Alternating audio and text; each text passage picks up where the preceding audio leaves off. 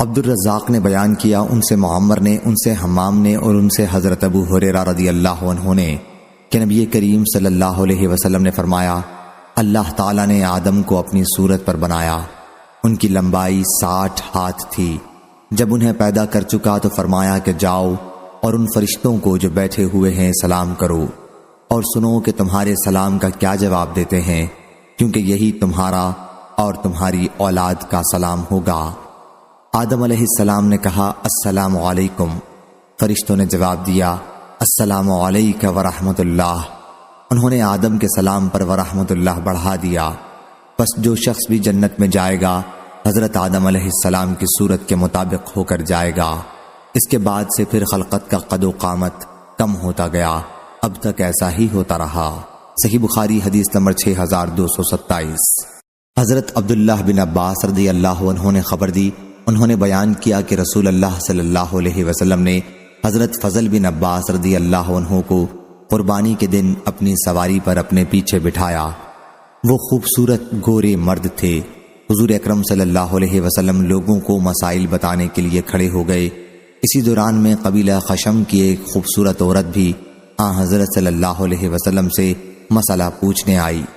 فضل بھی اس عورت کو دیکھنے لگے، اس کا حسن و جمال ان کو بھلا معلوم ہوا۔ حضرت صلی اللہ علیہ وسلم نے مڑ کر دیکھا تو فضل اسے دیکھ رہے تھے۔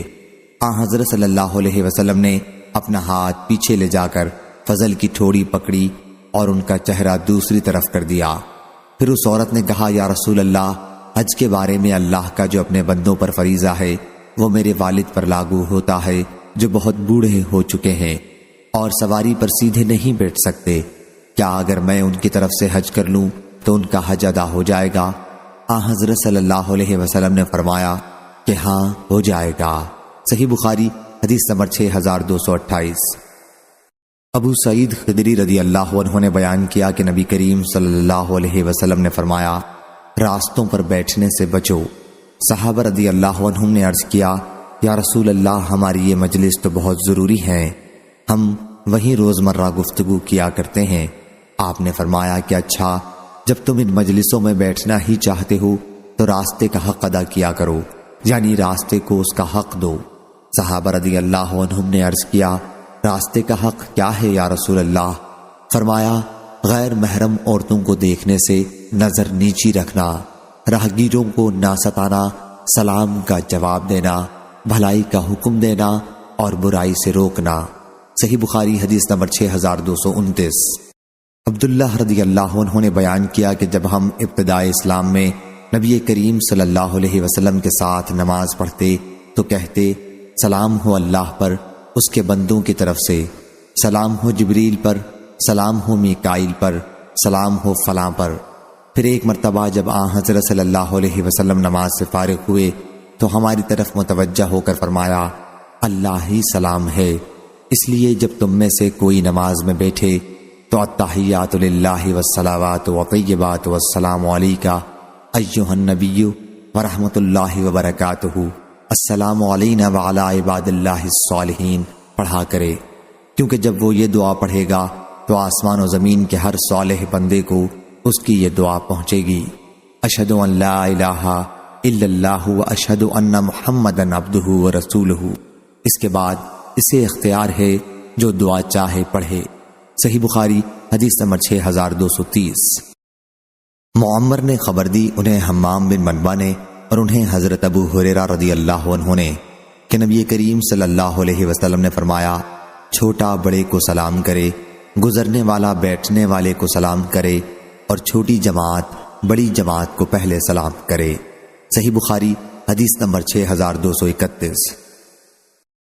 حضرت ابو ہریرہ رضی اللہ عنہ نے بیان کیا کہ رسول اللہ صلی اللہ علیہ وسلم نے فرمایا، سوار پیدل چلنے والے کو سلام کرے، پیدل چلنے والا بیٹھے ہوئے کو اور کم تعداد والے بڑی تعداد والوں کو۔ صحیح بخاری حدیث نمبر 6232۔ حضرت ابو ہریرہ رضی اللہ عنہ نے خبر دی کہ رسول اللہ صلی اللہ علیہ وسلم نے فرمایا، سوار پیدل چلنے والے کو سلام کرے، پیدل چلنے والا بیٹھے ہوئے شخص کو اور چھوٹی جماعت پہلے بڑی جماعت کو سلام کرے۔ صحیح بخاری حدیث نمبر 6233۔ حضرت ابو ہریرہ رضی اللہ عنہ نے بیان کیا کہ رسول اللہ صلی اللہ علیہ وسلم نے فرمایا، چھوٹا بڑے کو سلام کرے، گزرنے والا بیٹھنے والے کو، اور کم تعداد والے بڑی تعداد والوں کو۔ صحیح بخاری حدیث نمبر 6234۔ برا بن عازب رضی اللہ عنہ نے بیان کیا کہ رسول اللہ صلی اللہ علیہ وسلم نے ہمیں 7 باتوں کا حکم دیا تھا: بیمار کی مزاج پرسی کرنے کا، جنازے کے پیچھے چلنے کا، چھینکنے والے کے جواب دینے کا، کمزور کی مدد کرنے کا، مظلوم کی مدد کرنے کا، افشا سلام، سلام کا جواب دینے اور بکثرت سلام کرنے کا، قسم حق کھانے والے کی قسم پوری کرنے کا، اور حضرت صلی اللہ علیہ وسلم نے چاندی کے برتن میں پینے سے منع فرمایا تھا، اور سونے کی انگوٹھی پہننے سے ہمیں منع فرمایا تھا۔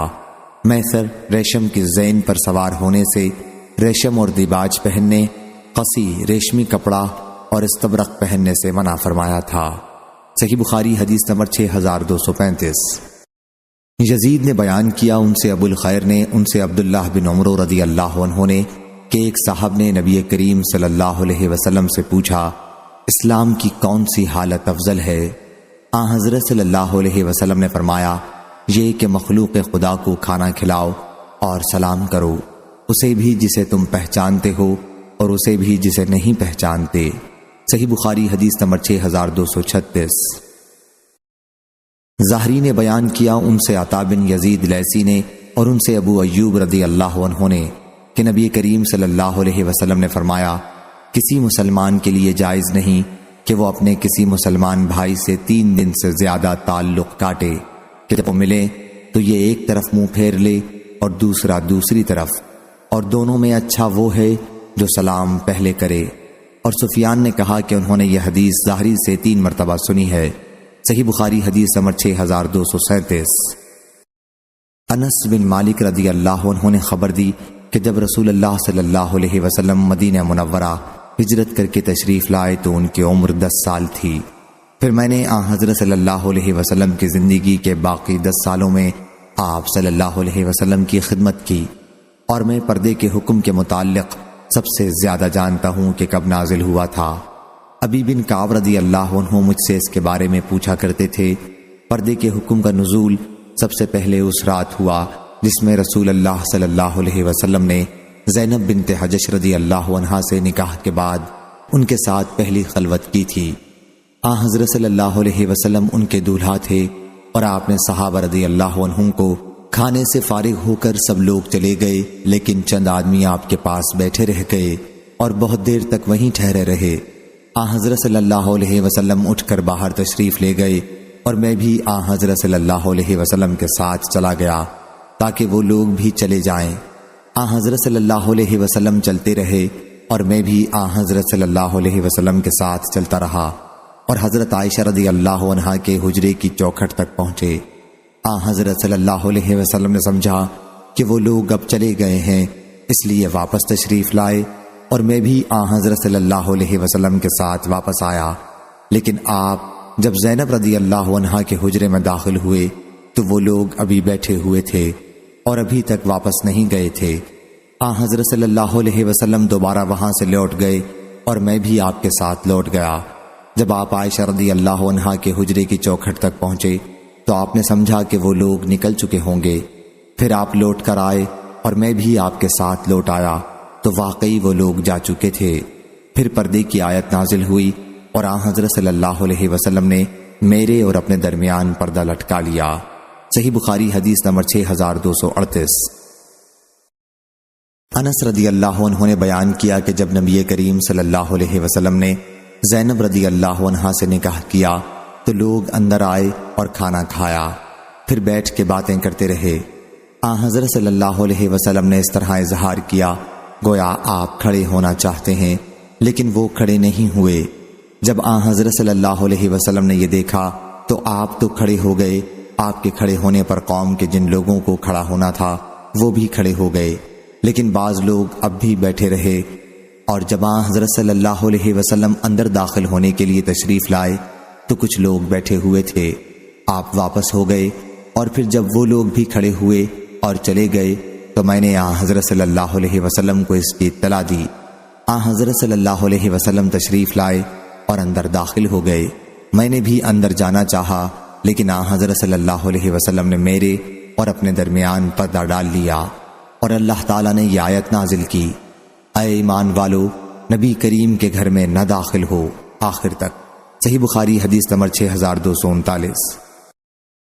نبی کریم صلی اللہ علیہ وسلم کی زوجہ مطہرہ عائشہ رضی اللہ عنہا نے بیان کیا کہ عمر بن خطاب رضی اللہ عنہ آن حضرت صلی اللہ علیہ وسلم سے کہا کرتے تھے، کیا حضور صلی اللہ علیہ وسلم ازواج مطہرات کو پردہ کرائیں؟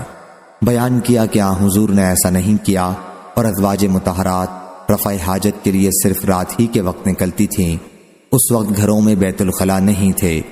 ایک مرتبہ سودا بنت زمع رضی اللہ عنہا باہر گئی ہوئی تھیں، ان کا قد لمبا تھا۔ حضرت عمر بن خطاب رضی اللہ عنہ نے انہیں دیکھا، اس وقت وہ مجلس میں بیٹھے ہوئے تھے۔ انہوں نے کہا، سودا رضی اللہ عنہا، میں نے آپ کو پہچان لیا۔ یہ انہوں نے اس لیے کہا کیونکہ وہ پردے کے حکم کے نازل ہونے کے بڑے متمنی تھے۔ بیان کیا کہ پھر اللہ تعالیٰ نے پردے کی آیت نازل کی۔ صحیح بخاری حدیث نمبر 6240۔ علی بن عبداللہ نے بیان کیا، کہا ہم سے سفیان نے، ان سے زہری نے بیان کیا۔ سفیان نے کہا کہ میں نے یہ حدیث زہری سے سن کر اس طرح یاد کی ہے کہ جیسے تو اس وقت یہاں موجود ہو، اور ان سے سہل بن سعد نے کہ ایک شخص نے نبی کریم صلی اللہ علیہ وسلم کے کسی حجرے میں سوراخ سے دیکھا۔ آن حضرت صلی اللہ علیہ وسلم کے پاس اس وقت ایک کنگھا تھا جس سے آپ سر مبارک کھجا رہے تھے۔ آن حضرت صلی اللہ علیہ وسلم نے اس سے فرمایا کہ اگر مجھے معلوم ہوتا کہ تم جھانک رہے ہو تو یہ کنگھا تمہاری آنکھ میں چبو دیتا۔ اندر داخل ہونے سے پہلے اجازت مانگنا تو ہے ہی، اس لیے کہ اندر کی کوئی ذاتی چیز نہ دیکھی جائے۔ صحیح بخاری حدیث نمبر 6241۔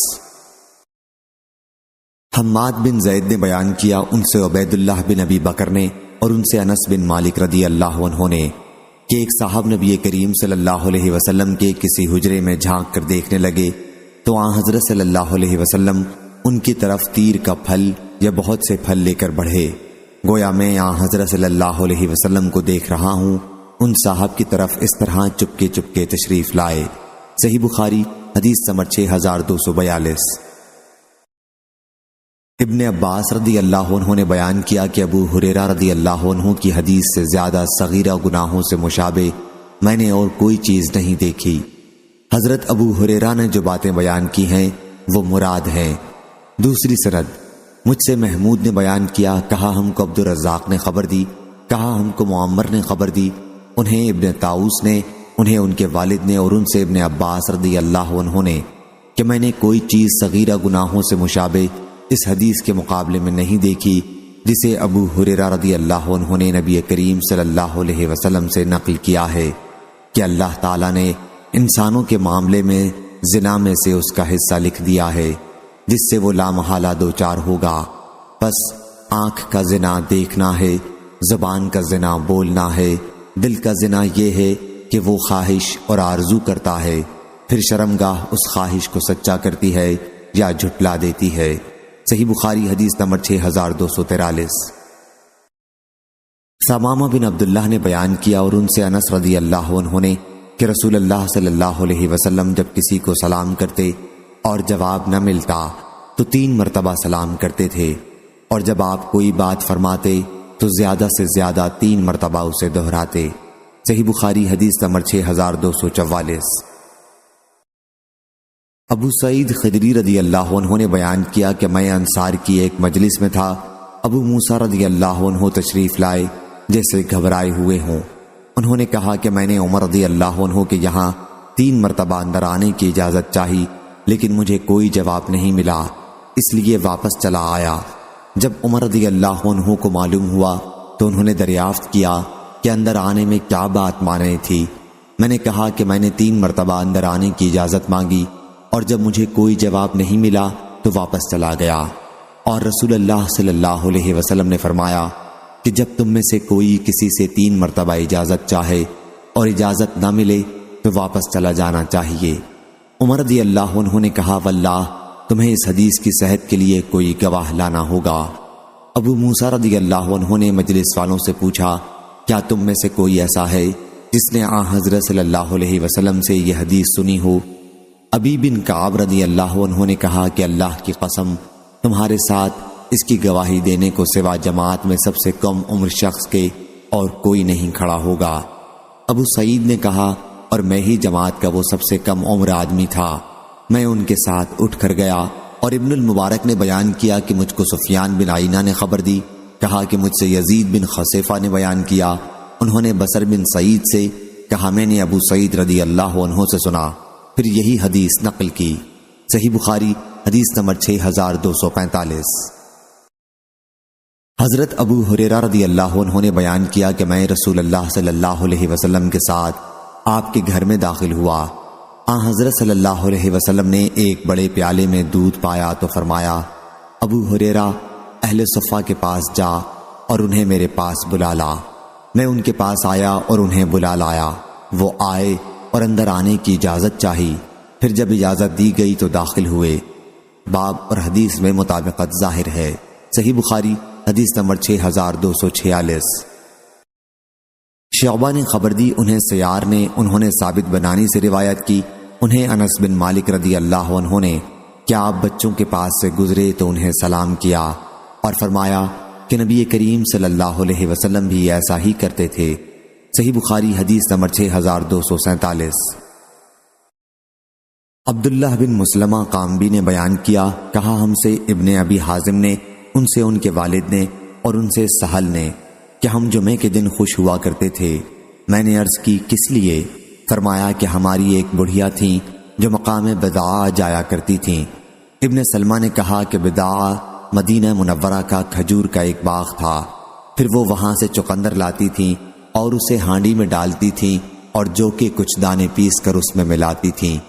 جب ہم جمعے کی نماز پڑھ کر واپس ہوتے تو انہیں سلام کرنے آتے اور وہ یہ چقندر کی جڑ میں آٹا ملی ہوئی دعوت ہمارے سامنے رکھتی تھیں۔ ہم اس وجہ سے جمعے کے دن خوش ہوا کرتے تھے، اور قیلولہ یا دوپہر کا کھانا ہم جمعے کے بعد کرتے تھے۔ صحیح بخاری حدیث نمبر 6248۔ حضرت عائشہ رضی اللہ عنہا نے بیان کیا کہ رسول اللہ صلی اللہ علیہ وسلم نے فرمایا، اے عائشہ، یہ جبریل ہیں، تمہیں سلام کہتے ہیں۔ بیان کیا کہ میں نے عرض کیا، وعلیہ السلام ورحمۃ اللہ، آپ دیکھتے ہیں جو ہم نہیں دیکھ سکتے۔ ام المومنین رضی اللہ عنہا کا اشارہ حضرت صلی اللہ علیہ وسلم کی طرف تھا۔ معمر کے ساتھ اس حدیث کو شعیب اور یونس اور نعمان نے بھی ظاہری سے روایت کیا ہے۔ یونس اور نعمان کی روایتوں میں وبرکاتہ کا لفظ زیادہ ہے۔ صحیح بخاری حدیث نمبر 6249۔ محمد بن منقدر نے کہا کہ میں نے حضرت جابر بن جابر رضی اللہ عنہ سے سنا، وہ بیان کرتے تھے کہ میں نبی کریم صلی اللہ علیہ وسلم کی خدمت میں اس قرض کے بارے میں حاضر ہوا جو میرے والد پر تھا۔ میں نے دروازہ کھٹکھٹایا، حضرت صلی اللہ علیہ وسلم نے دریافت فرمایا کون ہے؟ میں نے کہا میں۔ حضرت صلی اللہ علیہ وسلم نے فرمایا میں جیسے آپ نے اس جواب کو ناپسند فرمایا۔ صحیح بخاری حدیث نمبر 6250۔ حضرت ابو ہریرہ رضی اللہ عنہ نے بیان کیا کہ ایک شخص مسجد میں داخل ہوا، رسول اللہ صلی اللہ علیہ وسلم مسجد کے کنارے بیٹھے ہوئے تھے۔ اس نے نماز پڑھی اور پھر حاضر ہو کر حضرت صلی اللہ علیہ وسلم کو سلام کیا۔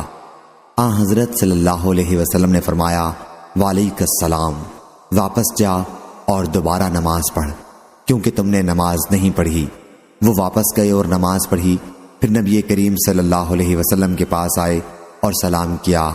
آپ نے فرمایا، وعلیک السلام، واپس جاؤ پھر نماز پڑھو کیونکہ تم نے نماز نہیں پڑھی۔ وہ واپس گیا اور اس نے پھر نماز پڑھی، پھر واپس آیا اور نبی اکرم صلی اللہ علیہ وسلم کی خدمت میں سلام عرض کیا۔ آپ صلی اللہ علیہ وسلم نے جواب میں فرمایا، وعلیکم السلام، واپس جاؤ اور دوبارہ نماز پڑھو کیونکہ تم نے نماز نہیں پڑھی۔ ان صاحب نے دوسری مرتبہ یا اس کے بعد عرض کیا، یا رسول اللہ، مجھے نماز پڑھنی سکھا دیجیے۔ حضرت صلی اللہ علیہ وسلم نے فرمایا، جب نماز کے لیے کھڑے ہوا کرو تو پہلے پوری طرح وضو کرو، پھر قبلہ رو ہو کر تکبیر تحریمہ کہو، اس کے بعد قرآن مجید میں سے جو تمہارے لیے آسان ہو وہ پڑھو، پھر رکوع کرو، اور جب رکوع کی حالت میں برابر ہو جاؤ تو سر اٹھاؤ، جب سیدھے کھڑے ہو جاؤ تو پھر سجدے میں جاؤ، جب سجدہ پوری طرح کر لو تو سر اٹھاؤ اور اچھی طرح سے بیٹھ جاؤ، یہی عمل اپنی ہر رکعت میں کرو۔ اور ابو اسامہ راوی نے دوسرے سجدے کے بعد یوں کہا، پھر سر اٹھا یہاں تک کہ سیدھا کھڑا ہو جا۔ صحیح بخاری حدیث نمبر 6251۔ حضرت ابو ہریرہ رضی اللہ عنہ نے بیان کیا کہ نبی کریم صلی اللہ علیہ وسلم نے فرمایا، پھر سر سجدے سے اٹھا اور اچھی طرح بیٹھ جا۔ صحیح بخاری حدیث نمبر 6252۔ حضرت عائشہ رضی اللہ عنہا نے بیان کیا کہ نبی کریم صلی اللہ علیہ وسلم نے ان سے فرمایا کہ جبریل علیہ السلام تمہیں سلام کہتے ہیں۔ عائشہ رضی اللہ عنہا نے کہا، وعلیہ السلام ورحمۃ اللہ، ان پر بھی اللہ کی طرف سے سلامتی اور اس کی رحمت نازل ہو۔ صحیح بخاری حدیث نمبر 6253۔ اسامہ بن زید رضی اللہ عنہ نے خبر دی کہ نبی کریم صلی اللہ علیہ وسلم ایک گدھے پر سوار ہوئے جس پر پالان بندھا ہوا تھا اور نیچے فدق کی بنی ہوئی ایک مخملی چادر بچھی ہوئی تھی۔ حضرت صلی اللہ علیہ وسلم نے سواری پر اپنے پیچھے اسامہ بن زید رضی اللہ عنہ کو بٹھایا تھا۔ آپ بنی حارث بن خزرج میں حضرت سعد بن عبادہ رضی اللہ عنہ کی عیادت کے لیے تشریف لے جا رہے تھے۔ یہ جنگ بدر سے پہلے کا واقعہ ہے۔ حضرت صلی اللہ علیہ وسلم ایک مجلس پر سے گزرے جس میں مسلمان، بت پرست، مشرک اور یہودی سبھی شریک تھے۔ عبداللہ ابی بن سلول بھی ان میں تھا۔ مجلس میں عبداللہ بن رواحہ بھی موجود تھے۔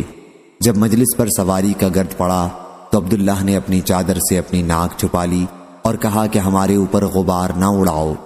پھر حضور اکرم صلی اللہ علیہ وسلم نے سلام کیا اور وہاں رک گئے اور اتر کر انہیں اللہ کی طرف بلایا اور ان کے لیے قرآن مجید کی تلاوت کی۔ عبداللہ بن ابی بن سلول بولا، میاں میں ان باتوں کے سمجھنے سے قاصر ہوں، اگر وہ چیز حق ہے جو تم کہتے ہو تو ہماری مجلسوں میں آ کر ہمیں تکلیف نہ دیا کرو، اپنے گھر جاؤ اور ہم سے جو تمہارے پاس آئے اس سے بیان کرو۔ اس پر ابن رواحہ نے کہا، حضرت صلی اللہ علیہ وسلم ہماری مجلسوں میں تشریف لایا کریں کیونکہ ہم اسے پسند کرتے ہیں۔ پھر مسلمانوں، مشرکوں اور یہودیوں میں اس بات پر تو میں ہونے لگی اور قریب تھا کہ وہ کوئی ارادہ کر بیٹھیں اور ایک دوسرے پر حملہ کر دیں، لیکن حضرت صلی اللہ علیہ وسلم انہیں برابر خاموش کراتے رہے، اور جب وہ خاموش ہو گئے تو حضرت صلی اللہ علیہ وسلم اپنی سواری پر بیٹھ کر سعد بن عبادہ رضی اللہ عنہ کے یہاں گئے۔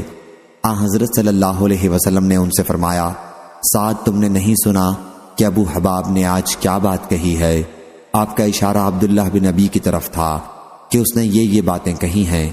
حضرت سعد رضی اللہ عنہ نے عرض کیا کہ یا رسول اللہ صلی اللہ علیہ وسلم اسے معاف کر دیجئے اور درگزر فرمائیے، اللہ تعالیٰ نے وہ حق آپ کو عطا فرمایا ہے جو عطا فرمانا تھا۔ اس بستی مدینہ منورہ کے لوگ آپ کی تشریف آوری سے پہلے اس پر متفق ہو گئے تھے کہ اسے تاج پہنا دیں اور شاہی امامہ اس کے سر پر باندھ دیں، لیکن جب اللہ تعالیٰ نے اس منصوبے کو اس حق کی وجہ سے ختم کر دیا جو اس نے آپ کو عطا فرمایا ہے تو اسے حق سے حسد ہو گیا، اور اسی وجہ سے اس نے یہ معاملہ کیا ہے جو آپ نے دیکھا۔ چنانچہ حضرت صلی اللہ علیہ وسلم نے اسے معاف کر دیا۔ صحیح بخاری حدیث نمبر 6254۔ عبداللہ بن کعب نے بیان کیا کہ میں نے کعب بن مالک سے سنا، وہ بیان کرتے تھے کہ جب وہ غزوہ تبوک میں شریک نہیں ہو سکے تھے اور نبی کریم صلی اللہ علیہ وسلم نے ہم سے بات چیت کرنے کی ممانعت کر دی تھی، اور میں حضرت صلی اللہ علیہ وسلم کی خدمت میں حاضر ہو کر سلام کرتا تھا اور یہ اندازہ لگاتا تھا کہ حضرت صلی اللہ علیہ وسلم نے جواب سلام میں ہونٹ مبارک ہلائے یا نہیں۔ آخر 50 دن گزر گئے اور حضرت صلی اللہ علیہ وسلم نے اللہ کی بارگاہ میں ہماری توبہ کے قبول کیے جانے کا نماز فجر کے بعد اعلان کیا۔ صحیح بخاری حدیث نمبر 6255۔ حضرت عائشہ رضی اللہ عنہا نے بیان کیا کہ کچھ یہودی رسول اللہ صلی اللہ علیہ وسلم کی خدمت میں حاضر ہوئے اور کہا کہ السلام علیکہ، تمہیں موت آئے۔ میں ان کی بات سمجھ گئی اور میں نے جواب دیا، علیکم السلام واللعنہ۔ حضرت صلی اللہ علیہ وسلم نے فرمایا، عائشہ صبر سے کام لے کیونکہ اللہ تعالیٰ تمام معاملات میں نرمی کو پسند کرتا ہے۔ میں نے عرض کیا، یا رسول اللہ، کیا آپ نے نہیں سنا کہ انہوں نے کیا کہا تھا؟ حضرت صلی اللہ علیہ وسلم نے فرمایا، کہ میں نے ان کا جواب دے دیا تھا کہ وعلیکم اور تمہیں بھی۔ صحیح بخاری حدیث نمبر 6256۔ عبداللہ بن عمر رضی اللہ عنہ نے بیان کیا کہ رسول اللہ صلی اللہ علیہ وسلم نے فرمایا، جب تمہیں یہودی سلام کریں اور اگر ان میں سے کوئی السلام علیکہ کہے تو تم اس کے جواب میں صرف وعلیکہ اور تمہیں بھی کہہ دیا کرو۔ صحیح بخاری حدیث نمبر 6257۔ انس بن مالک رضی اللہ عنہ نے بیان کیا کہ نبی کریم صلی اللہ علیہ وسلم نے فرمایا، جب اہل کتاب تمہیں سلام کریں تو تم اس کے جواب میں صرف وعلیکم کہو۔ صحیح بخاری حدیث نمبر 6258۔ حضرت علی رضی اللہ عنہ نے بیان کیا کہ رسول اللہ صلی اللہ علیہ وسلم نے مجھے، زبیر بن عوام اور ابو مرصد غنوی کو بھیجا۔ ہم سب گھڑ سوار تھے۔ حضرت صلی اللہ علیہ وسلم نے فرمایا کہ جاؤ اور جب روضہ خاخ مکہ اور مدینہ کے درمیان ایک مقام پر پہنچو تو وہاں تمہیں مشرکین کی ایک عورت ملے گی، اس کے پاس حاطب بن ابی بلتع کا ایک خط ہے جو مشرکین کے پاس بھیجا گیا ہے، اسے لے آؤ۔ بیان کیا کہ ہم نے اس عورت کو پا لیا، وہ اپنے اونٹ پر جا رہی تھی اور وہیں پر ملی جہاں حضرت صلی اللہ علیہ وسلم نے بتایا تھا۔ بیان کیا کہ ہم نے اس سے کہا کہ خط جو تم ساتھ لے جا رہی ہو وہ کہاں ہے؟ اس نے کہا کہ میرے پاس کوئی خط نہیں ہے۔ ہم نے اس کے اونٹ کو بٹھایا اور اس کے کجاوے میں تلاشی لی لیکن ہمیں کوئی چیز نہیں ملی۔ میرے دونوں ساتھیوں نے کہا کہ ہمیں کوئی خط تو نظر آتا نہیں۔ بیان کیا کہ میں نے کہا مجھے یقین ہے کہ حضور اکرم صلی اللہ علیہ وسلم نے غلط بات نہیں کہی ہے، قسم ہے اس کی جس کی قسم کھائی جاتی ہے، تم خط نکالو ورنہ میں تمہیں ننگا کر دوں گا۔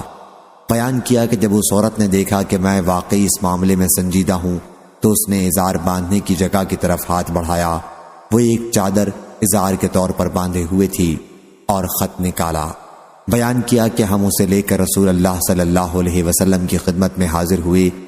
حضرت صلی اللہ علیہ وسلم نے دریافت فرمایا، حاطب تم نے ایسا کیوں کیا؟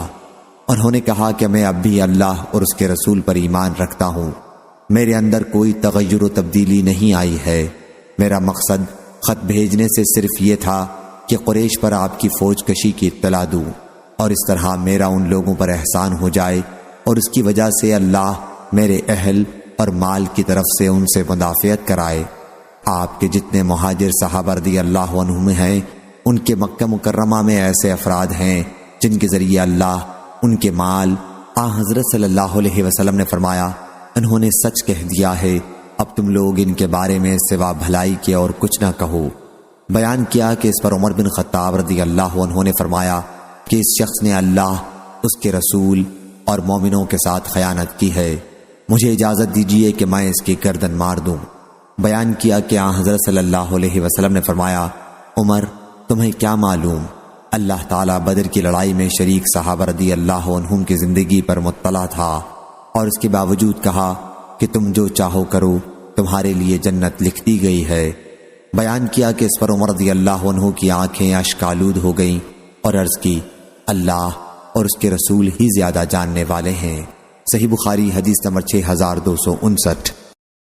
ابو سفیان بن حرب رضی اللہ عنہ نے خبر دی کہ ہرقل نے قریش کے چند افراد کے ساتھ انہیں بھی بلا بھیجا۔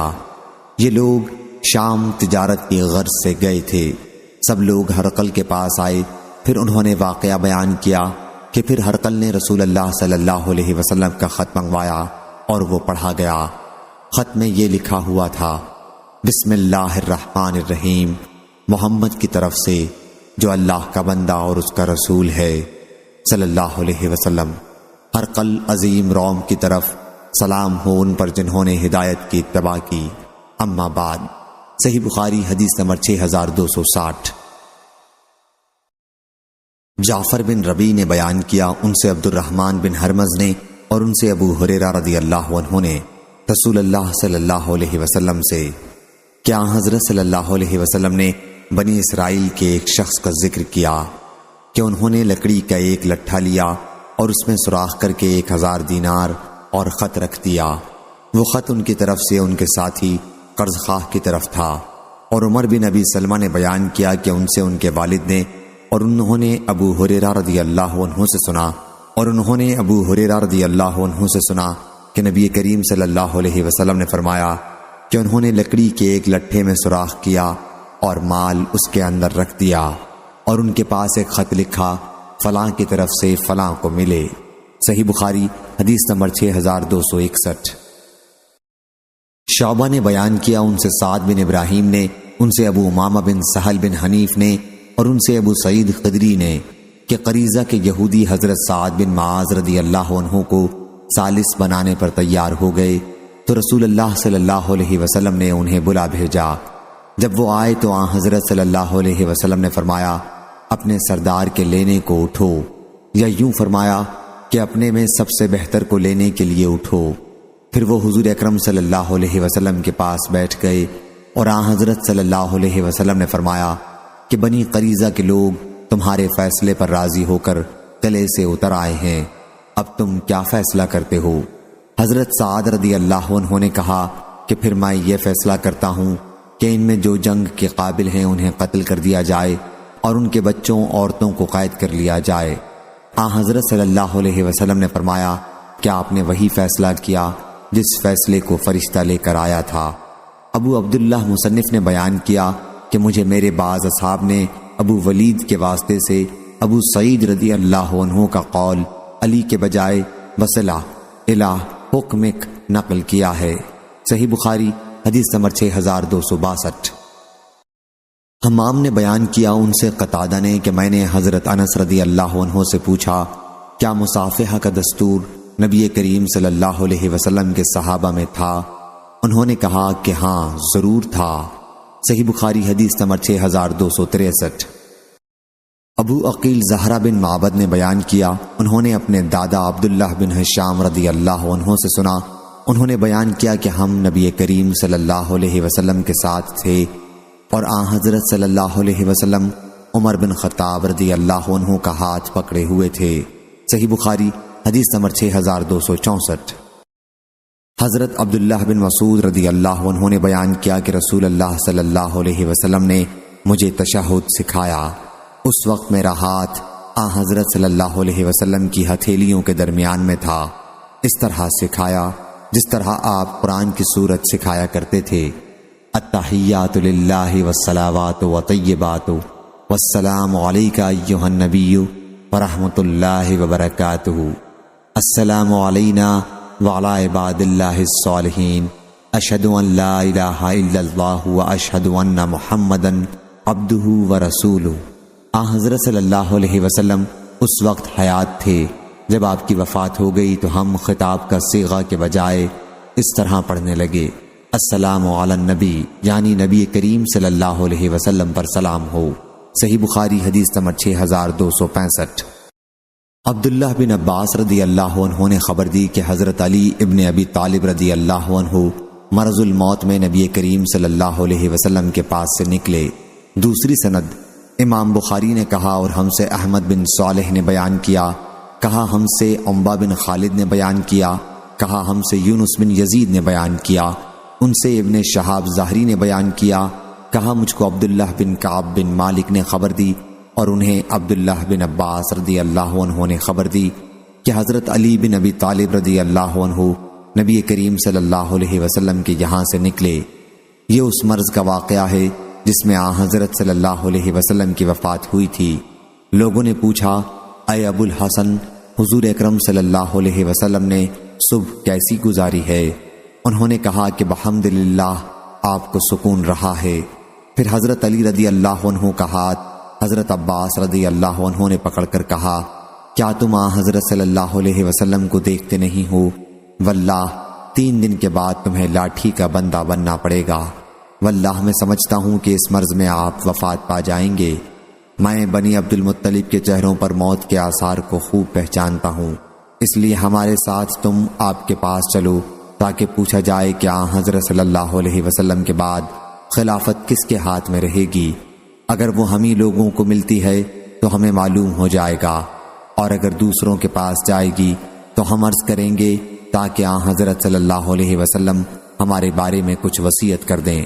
حضرت علی رضی اللہ عنہ نے کہا کہ واللہ اگر ہم نے آن حضرت صلی اللہ علیہ وسلم سے خلافت کی درخواست کی اور آن حضرت صلی اللہ علیہ وسلم نے انکار کر دیا تو پھر لوگ ہمیں کبھی نہیں دیں گے، میں تو وہاں حضرت صلی اللہ علیہ وسلم سے کبھی نہیں پوچھوں گا کہ آپ کے بعد کون خلیفہ ہو۔ صحیح بخاری حدیث نمبر 6266۔ معاذ رضی اللہ عنہ نے بیان کیا کہ میں رسول اللہ صلی اللہ علیہ وسلم کی سواری پر حضرت صلی اللہ علیہ وسلم کے پیچھے سوار تھا۔ آپ نے فرمایا، اے معاذ، میں نے کہا لبیک و سعدیک، حاضر ہوں۔ پھر حضرت صلی اللہ علیہ وسلم نے 3 مرتبہ مجھے اسی طرح مخاطب کیا۔ اس کے بعد فرمایا، تمہیں معلوم ہے کہ بندوں پر اللہ کا کیا حق ہے؟ پھر خود ہی جواب دیا کہ یہ کہ اسی کی عبادت کریں اور اس کے ساتھ کسی کو شریک نہ ٹھہرائیں۔ پھر آپ تھوڑی دیر چلتے رہے اور فرمایا، اے معاذ، میں نے عرض کیا لبیک و سعدیک۔ فرمایا، تمہیں معلوم ہے کہ جب وہ یہ کر لیں تو اللہ پر بندوں کا کیا حق ہے؟ یہ کہ انہیں عذاب نہ دے۔ ہم سے حدبہ بن خالد نے بیان کیا، کہا ہم سے حمام بن یحییٰ نے بیان کیا، کہا ہم سے قتادہ بن دعامہ نے بیان کیا، ان سے حضرت انس رضی اللہ عنہ نے، اور ان سے حضرت معاذ رضی اللہ عنہ نے پھر وہی حدیث مذکورہ بالا بیان کی۔ صحیح بخاری حدیث نمبر 6267۔ زید بن وہب نے بیان کیا، کہا کہ واللہ ہم سے ابو ذر رضی اللہ عنہ نے مقام ربضہ میں بیان کیا کہ میں رسول اللہ صلی اللہ علیہ وسلم کے ساتھ رات کے وقت مدینہ منورہ کی کالی پتھروں والی زمین پر چل رہا تھا کہ احد پہاڑ دکھائی دیا۔ حضرت صلی اللہ علیہ وسلم نے فرمایا، اے ابو ذر، مجھے پسند نہیں کہ اگر احد پہاڑ کے برابر بھی میرے پاس سونا ہو اور مجھ پر 1 رات بھی اس طرح گزر جائے، یا 3 رات کہ اس میں سے 1 دینار بھی میرے پاس باقی بچے، سوائے اس کے جو میں قرض کی ادائیگی کے لیے محفوظ رکھ لوں، میں اس سارے سونے کو اللہ کی مخلوق میں اس طرح تقسیم کر دوں گا۔ ابو ذر رضی اللہ عنہ نے اس کی کیفیت ہمیں اپنے ہاتھ سے لپ بھر کر دکھائی۔ پھر حضرت صلی اللہ علیہ وسلم نے فرمایا، اے ابو ذر، میں نے عرض کیا لبیک و سعدیک یا رسول اللہ۔ حضرت صلی اللہ علیہ وسلم نے فرمایا، زیادہ جمع کرنے والے ہی ثواب کی حیثیت سے کم حاصل کرنے والے ہوں گے، سوائے اس کے جو اللہ کے بندوں پر مال اس طرح یعنی کثرت کے ساتھ خرچ کرے۔ پھر یہیں ٹھہرے رہو ابو ذر، جہاں سے اس وقت تک نہ ہٹنا جب تک میں واپس نہ آ جاؤں۔ پھر حضرت صلی اللہ علیہ وسلم تشریف لے گئے اور نظروں سے اوجھل ہو گئے۔ اس کے بعد میں نے آواز سنی اور مجھے خطرہ ہوا کہ کہیں حضور اکرم صلی اللہ علیہ وسلم کو کوئی پریشانی نہ پیش آ گئی ہو، اس لیے میں نے حضرت صلی اللہ علیہ وسلم کو دیکھنے کے لیے جانا چاہا، لیکن فوراً ہی حضور صلی اللہ علیہ وسلم کا یہ ارشاد یاد آیا کہ یہاں سے نہ ہٹنا۔ چنانچہ میں وہیں رک گیا۔ جب آپ تشریف لائے تو میں نے عرض کی، میں نے آواز سنی تھی اور مجھے خطرہ ہو گیا کہ کہیں آپ کو کوئی پریشانی نہ پیش آ جائے۔ پھر مجھے آپ کا ارشاد یاد آیا، اس لیے میں یہیں ٹھہر گیا۔ حضرت صلی اللہ علیہ وسلم نے فرمایا، یہ جبریل علیہ السلام تھے، میرے پاس آئے تھے اور مجھے خبر دی ہے کہ میری امت کا جو شخص بھی اس حال میں مرے گا کہ اللہ کے ساتھ کسی چیز کو شریک نہ ٹھہراتا ہو تو وہ جنت میں جائے گا۔ میں نے عرض کیا، یا رسول اللہ، اگر اس نے زنا اور چوری کی ہو؟ حضرت صلی اللہ علیہ وسلم نے فرمایا کہ ہاں، اگر اس نے زنا اور چوری بھی کی ہو۔ عامش نے بیان کیا کہ میں نے زید بن وہب سے کہا کہ مجھے معلوم ہوا ہے کہ اس حدیث کے راوی ابو درداء ہیں۔ حضرت زید نے فرمایا، میں گواہی دیتا ہوں کہ یہ حدیث مجھ سے ابو ذر نے مقام ربضہ میں بیان کی تھی۔ عامش نے بیان کیا کہ مجھ سے ابو صالح نے حدیث بیان کی اور ان سے ابو درداء رضی اللہ عنہ نے اسی طرح بیان کیا، اور ابو شہاب نے عامش سے بیان کیا۔ صحیح بخاری حدیث نمبر 6268۔ حضرت عبداللہ بن عمر رضی اللہ عنہ نے بیان کیا کہ نبی کریم صلی اللہ علیہ وسلم نے فرمایا، کوئی شخص کسی دوسرے شخص کو اس کے بیٹھنے کی جگہ سے نہ اٹھائے کہ خود وہاں بیٹھ جائے۔ صحیح بخاری حدیث نمبر 6269۔ سفیان ثوری نے بیان کیا، ان سے عبداللہ بن عمری نے، ان سے نافع اور ان سے حضرت عبداللہ بن عمر رضی اللہ عنہ نے کہ نبی کریم صلی اللہ علیہ وسلم نے اس سے منع فرمایا تھا کہ کسی شخص کو اس کی جگہ سے اٹھایا جائے تاکہ دوسرا اس کی جگہ بیٹھے، البتہ آنے والے کو مجلس میں جگہ دے دیا کرو اور فراخی کر دیا کرو۔ اور حضرت ابن عمر رضی اللہ عنہ ناپسند کرتے تھے کہ کوئی شخص مجلس میں سے کسی کو اٹھا کر خود اس کی جگہ بیٹھ جائے۔ صحیح بخاری حدیث نمبر 6270۔ انس بن مالک رضی اللہ عنہ نے بیان کیا کہ جب رسول اللہ صلی اللہ علیہ وسلم نے زینب بنت حجش رضی اللہ عنہا سے نکاح کیا تو لوگوں کو دعوت ولیمہ پر بلایا۔ لوگوں نے کھانا کھایا، پھر بیٹھ کر باتیں کرتے رہے۔ بیان کیا کہ پھر آن حضرت صلی اللہ علیہ وسلم نے ایسا کیا گویا آپ اٹھنا چاہتے ہیں، لیکن لوگ بے حد بیٹھے ہوئے تھے، پھر بھی کھڑے نہیں ہوئے۔ جب آن حضرت صلی اللہ علیہ وسلم نے یہ دیکھا تو آپ کھڑے ہو گئے۔ جب آن حضرت صلی اللہ علیہ وسلم کھڑے ہوئے تو آپ کے ساتھ اور بھی بہت سے صحابہ رضی اللہ عنہم کھڑے ہو گئے، لیکن 3 آدمی اب بھی باقی رہ گئے۔ اس کے بعد حضور اکرم صلی اللہ علیہ وسلم اندر جانے کے لیے تشریف لائے، لیکن وہ لوگ اب بھی بیٹھے ہوئے تھے۔ اس کے بعد وہ لوگ بھی چلے گئے۔ انس رضی اللہ عنہ نے بیان کیا کہ پھر میں آیا اور میں نے آن حضرت صلی اللہ علیہ وسلم کو اطلاع دی کہ وہ 3 آدمی بھی جا چکے ہیں۔ آن حضرت صلی اللہ علیہ وسلم تشریف لائے اور اندر داخل ہو گئے۔ میں نے بھی اندر جانا چاہا، لیکن آن حضرت صلی اللہ علیہ وسلم نے میرے اور اپنے درمیان پردہ ڈال لیا، اور اللہ تعالیٰ نے یہ آیت نازل کی، اے ایمان والو، نبی کے گھر میں اس وقت تک داخل نہ ہو جب تک تمہیں اجازت نہ دی جائے۔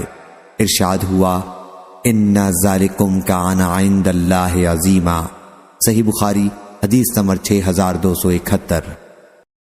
حضرت ابن عمر رضی اللہ عنہ نے بیان کیا کہ میں نے رسول اللہ صلی اللہ علیہ وسلم کو صحن کعبہ میں دیکھا کہ آپ سرین پر بیٹھے ہوئے، دونوں رانے شکم مبارک سے ملائے ہوئے، ہاتھوں سے پنڈلی پکڑے ہوئے بیٹھے تھے۔ صحیح بخاری حدیث نمبر 6272۔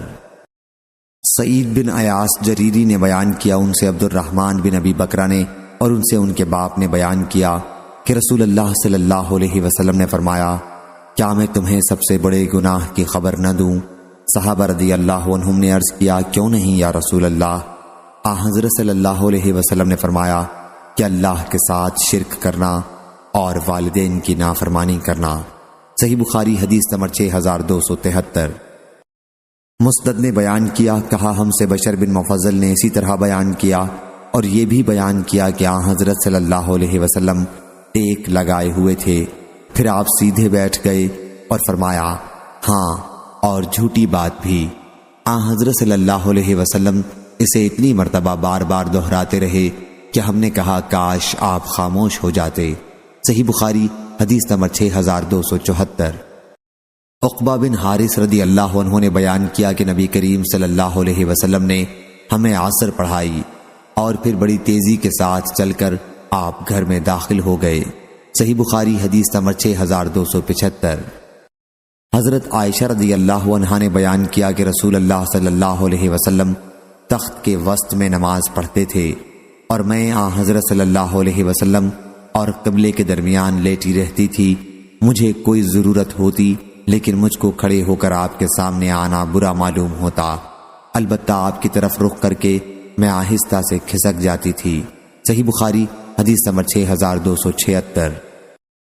خالد نے بیان کیا، دوسری سند حضرت امام بخاری رحمہ اللہ نے کہا، اور مجھ سے عبداللہ بن محمد مسندی نے بیان کیا، کہا ہم سے عمر بن عون نے بیان کیا، ان سے خالد بن عبداللہ طحان نے بیان کیا، ان سے خالد حزائی نے، ان سے ابو قلابہ نے بیان کیا، کہا کہ مجھے ابو ملیح عامر بن زید نے خبر دی، انہوں نے ابو قلابہ کو خطاب کر کے کہا کہ میں تمہارے والد زید کے ساتھ حضرت عبداللہ بن عمر رضی اللہ عنہ کی خدمت میں حاضر ہوا۔ انہوں نے ہم سے بیان کیا کہ نبی کریم صلی اللہ علیہ وسلم سے میرے روزے کا ذکر کیا گیا۔ حضرت صلی اللہ علیہ وسلم میرے یہاں تشریف لائے، میں نے آپ کے لیے چمڑے کا ایک گدا جس میں کھجور کی چھال بھری ہوئی تھی بچھا دیا۔ حضرت صلی اللہ علیہ وسلم زمین پر بیٹھے اور گدا میرے اور حضرت صلی اللہ علیہ وسلم کے درمیان ویسا ہی پڑا رہا۔ پھر حضرت صلی اللہ علیہ وسلم نے مجھ سے فرمایا، کیا تمہارے لیے ہر مہینے میں 3 دن کے روزے کافی نہیں؟ میں نے عرض کیا، یا رسول اللہ صلی اللہ علیہ وسلم۔ حضرت صلی اللہ علیہ وسلم نے فرمایا، پھر 5 دن رکھا کر۔ میں نے عرض کیا، یا رسول اللہ صلی اللہ علیہ وسلم۔ فرمایا 7 دن۔ میں نے عرض کیا، یا رسول اللہ صلی اللہ علیہ وسلم۔ فرمایا 9 دن۔ میں نے عرض کیا، یا رسول اللہ۔ فرمایا 11 دن۔ میں نے عرض کیا، یا رسول اللہ صلی اللہ علیہ وسلم۔ فرمایا حضرت داؤد علیہ السلام کے روزے سے زیادہ کوئی روزہ نہیں ہے۔ زندگی کے نصف ایام ایک دن کا روزہ اور ایک دن بغیر روزے کے رہنا۔ صحیح بخاری حدیث نمبر 6277۔ ابراہیم نے بیان کیا کہ علقمہ ملک شام گئے اور مسجد میں جا کر 2 رکعت نماز پڑھی، پھر یہ دعا کی، اے اللہ مجھے ایک ہم نشین عطا فرما۔ چنانچہ وہ ابو درداء رضی اللہ عنہ کی مجلس میں جا بیٹھے۔ ابو درداء نے دریافت کیا، تمہارا تعلق کہاں سے ہے؟ کہا کہ اہل کوفہ سے۔ پوچھا کیا تمہارے یہاں نفاق اور منافقین کے بھیدوں کے جاننے والے وہ صحابی نہیں ہیں جن کے سوا کوئی اور ان سے واقف نہیں ہے؟ ان کا اشارہ حذیفہ رضی اللہ عنہ کی طرف تھا۔ کیا تمہارے یہاں وہ نہیں ہیں؟ یا یوں کہا کہ تمہارے وہ جنہیں اللہ تعالیٰ نے اپنے رسول اللہ صلی اللہ علیہ وسلم کی زبانی شیطان سے پناہ دی تھی؟ اشارہ عمار رضی اللہ عنہ کی طرف تھا۔ کیا تمہارے یہاں مسواک اور گدے والے نہیں ہیں؟ ان کا اشارہ ابن مسعود رضی اللہ عنہ کی طرف تھا۔ عبداللہ بن مسعود رضی اللہ عنہ سورہ واللیل اذا یغشی کس طرح پڑھتے تھے؟ علقمہ رضی اللہ عنہ نے کہا کہ وہ والذکر والانثی پڑھتے تھے۔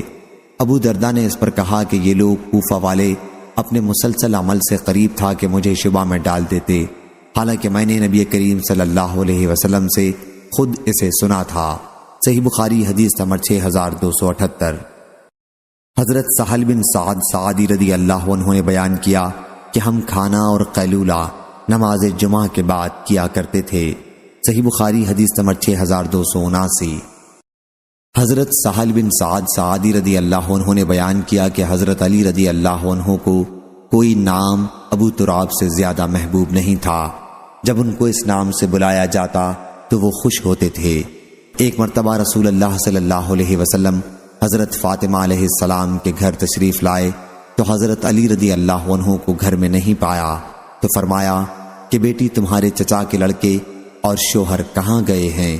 انہوں نے کہا میرے اور ان کے درمیان کچھ تلخ کلامی ہو گئی تھی، وہ مجھ پر غصہ ہو کر باہر چلے گئے اور میرے یہاں گھر میں قیلولہ نہیں کیا۔ حضرت صلی اللہ علیہ وسلم نے ایک شخص سے کہا کہ دیکھو وہ کہاں ہیں؟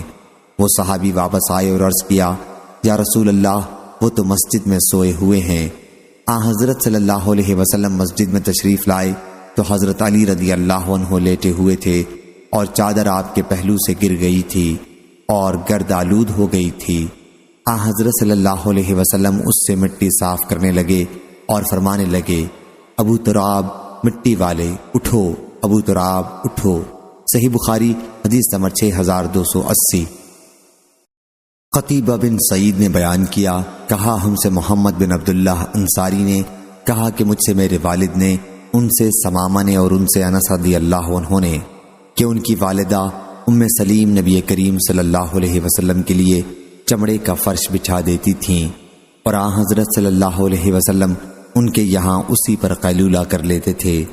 بیان کیا ہے پھر جب حضرت صلی اللہ علیہ وسلم سو گئے اور بیدار ہوئے تو ام سلیم رضی اللہ عنہا نے حضرت صلی اللہ علیہ وسلم کا پسینہ اور جھڑے ہوئے آپ کے بال لے لیے اور پسینے کو ایک شیشی میں جمع کیا، پھر سک ایک خوشبو میں اسے ملا لیا۔ بیان کیا کہ پھر جب انس بن مالک رضی اللہ عنہ کی وفات کا وقت قریب ہوا تو انہوں نے وصیت کی کہ اس سک جس میں حضرت صلی اللہ علیہ وسلم کا پسینہ ملا ہوا تھا میں سے ان کے حنوط میں ملا دیا جائے۔ بیان کیا ہے کہ پھر ان کے حنوط میں اسے ملایا گیا۔ صحیح بخاری حدیث نمبر 6281۔ حضرت ابو سعید خدری رضی اللہ عنہ نے بیان کیا کہ نبی کریم صلی اللہ علیہ وسلم نے 2 طرح کے پہناوے سے اور 2 طرح کی خرید و فروخت سے منع فرمایا تھا، اشتمال سما اور ایک کپڑے میں اس طرح احتبا کرنے سے کہ انسان کی شرمگاہ پر کوئی چیز نہ ہو، اور ملامست اور منابذت سے۔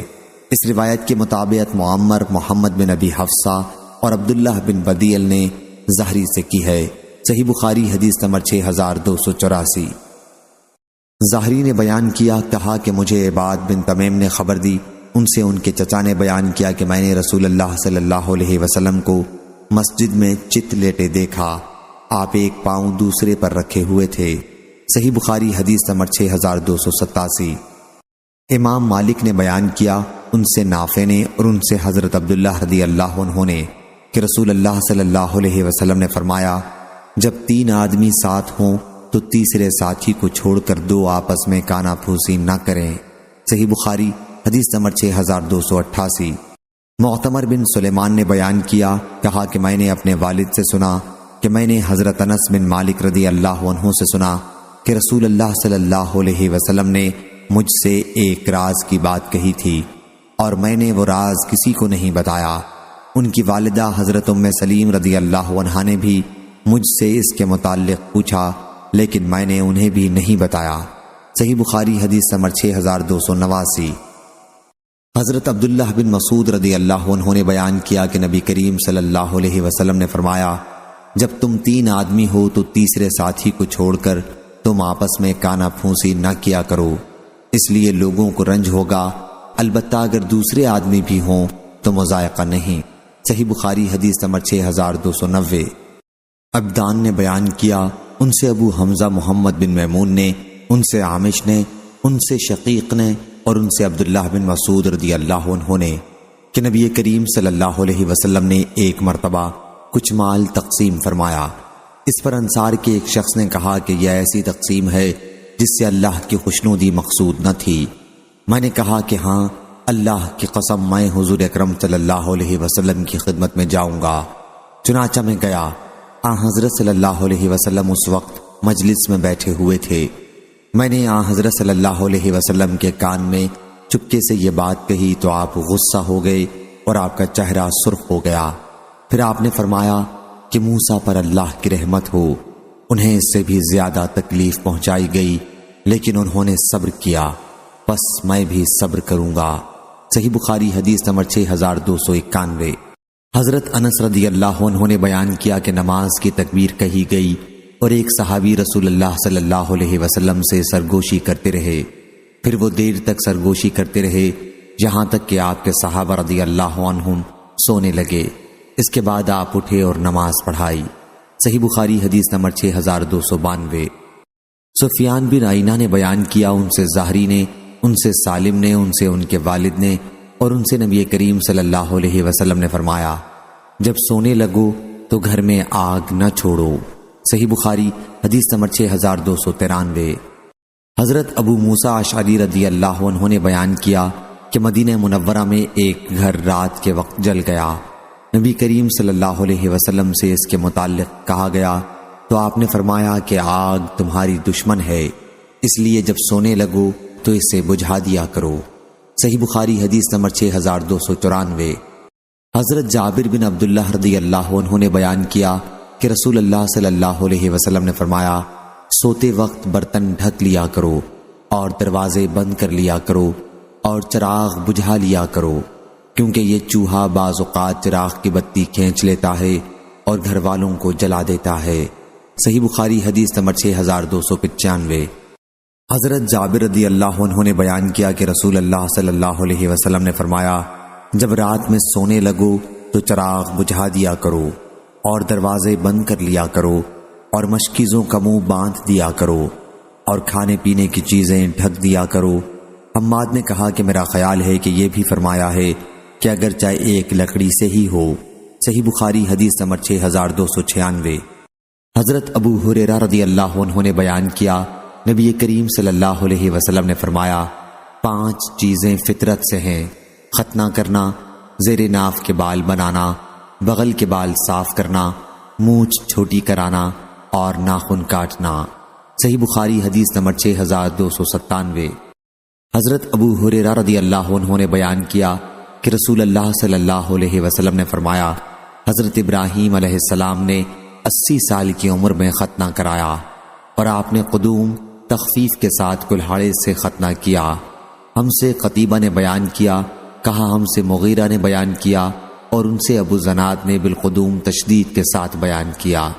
صحیح بخاری حدیث نمبر 6298۔ اسماعیل بن جعفر نے بیان کیا، کہا ہم سے اسرائیل نے، ان سے ابو اسحاق نے، ان سے سعید بن جبیر نے کہ حضرت ابن عباس رضی اللہ عنہ سے پوچھا گیا کہ جب نبی کریم صلی اللہ علیہ وسلم کی وفات ہوئی تو آپ کی عمر کیا تھی؟ کہا کہ ان دنوں میرا ختنہ ہو چکا تھا اور عرب لوگوں کی عادت تھی جب تک لڑکا جوانی کے قریب نہ ہوتا اس کا ختنہ نہ کرتے تھے۔ صحیح بخاری حدیث نمبر 6299۔ عبداللہ بن ادریس بن یزید نے اپنے والد سے بیان کیا، ان سے ابو اسحاق نے، ان سے سعید بن جبیر نے، اور ان سے حضرت ابن عباس رضی اللہ عنہ نے کہ جب نبی کریم صلی اللہ علیہ وسلم کی وفات ہوئی تو میرا ختنہ ہو چکا تھا۔ صحیح بخاری حدیث نمبر 6300۔